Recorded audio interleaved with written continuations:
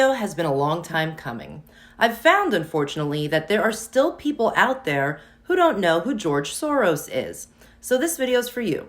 You may not realize just how much negative influence this multi-billionaire has had on your life and your perception of reality.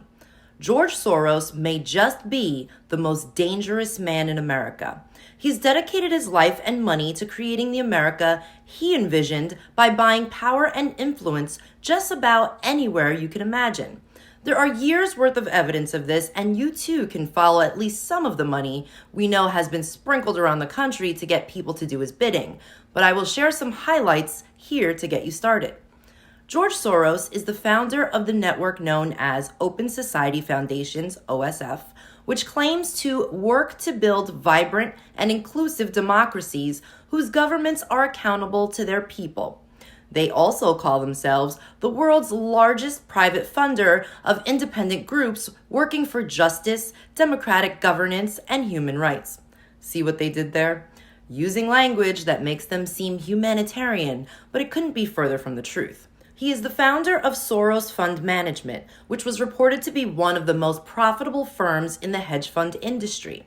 From what we can trace, Soros, who between 2016 and 2018 did not pay $1 in income tax to date, has moved at least $32 billion of his wealth to OSF for funding grants and causes. He has been listed year after year on OpenSecrets.org as the #1 donor funding federal and local elections. His money has been funneled through hundreds of organizations, including Center for American Progress, an influential public policy think tank founded by John Podesta in 2003, the Brookings Institution, which is tied to Russiagate, Black Alliance for Just Immigration, which is an organization that seeks to create a unified movement for social and economic justice centered on Black racial identity, Advancement Project, which views America as a nation rife with racism and discrimination against non-whites, Alliance for Justice, best known for its activism against Republican federal judges, which they label as extremists,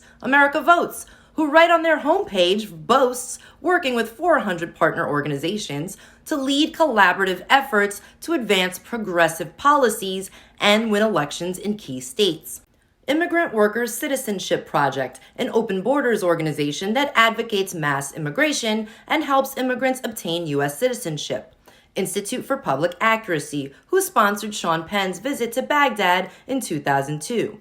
Healthcare for America Now, whose mission supports a single-payer model where the federal government would be in charge of the entire U.S. healthcare system. American Federation of Teachers, a union with chapters all over the country. But let's explore specifically where the money's going.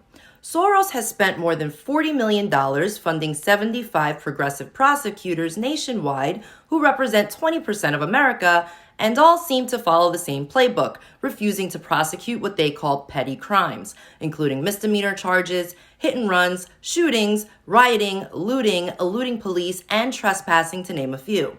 Joe Biden's transition team was staffed with at least 17 Soros-backed individuals who were responsible for understanding the operations of each government agency to help prepare Joe and Kamala to hit the ground running on day one. These 17 individuals represented transition teams of the State Department, Consumer Financial Protection Bureau, United States Mission to the United Nations, Department of Defense, Department of Labor, Department of the Interior, Department of the Treasury, Federal Reserve, Banking and Securities Regulators, National Security Council, Office of the U.S. Trade Representative, and Department of Veterans Affairs. Soros-linked cabinet members in the Biden administration include senior advisor to the president Neera Tanden, who served as president for the Soros-funded Center for American Progress. White House Chief of Staff Ron Klain serves on the board of the Center for American Progress Action, the lobbying wing of the Center for American Progress. Director of Strategic Operations and Policy for the COVID-19 response team, Sam Berger, who was former Vice President for Democracy and Government Reform at the Center for American Progress. Then there's Secretary of State Antony Blinken, who arguably has the strongest connection to Soros, serving on the board of trustees on Soros' Central European University. Antony Blinken's father and his wife funded the Vera and Donald Blinken Open Society Archives at CEU. Part of the Soros strategy is to train the youth while they're young, as he has been funding influence in American education since the 1970s. Funding initiatives like hate studies, racial justice, and migration initiatives, and more. His education funding does not stop here in America. The OSF has dispersed funds to more than 171 universities and higher education institutions in 51 countries. Soros-funded American colleges include Harvard, Columbia, Indiana University, Georgetown, Bard College, and NYU. Soros funded the Central European University, CEU, in Hungary in 1991. Here you can see connections to American higher education in its board members, which has included Bard College President Leon Botstein, Johns Hopkins President Ronald Daniels, UC Berkeley Chancellor Carol Christ, and Senior Fellow at Harvard Law School Benjamin Heinemann. It doesn't stop there.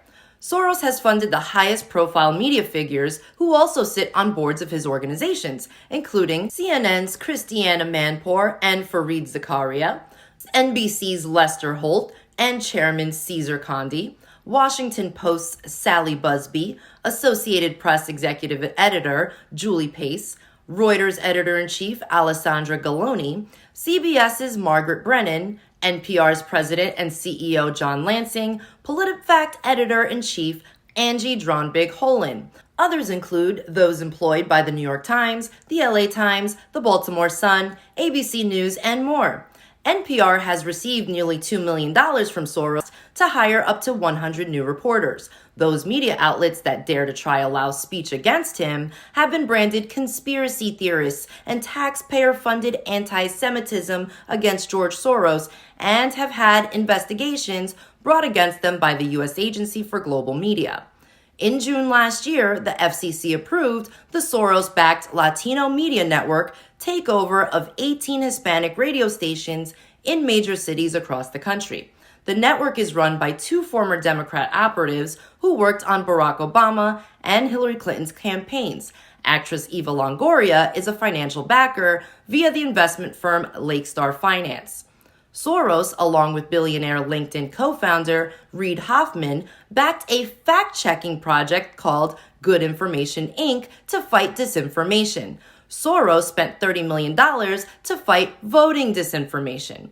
Of the 11 Facebook-approved fact-checking organizations, 8 were funded by George Soros. From 2016 to 2020, Soros dished out at least $131 million to influence at least 253 journalism and activist media groups to promote far-left views on abortion, economics, the police, environmentalism, LGBT ideology, and anti-Americanism. This explains why, despite being able to prove things George Soros has said, funded, and done, Google searches will first show you fact checks and media articles defending him and claiming provable facts to be false.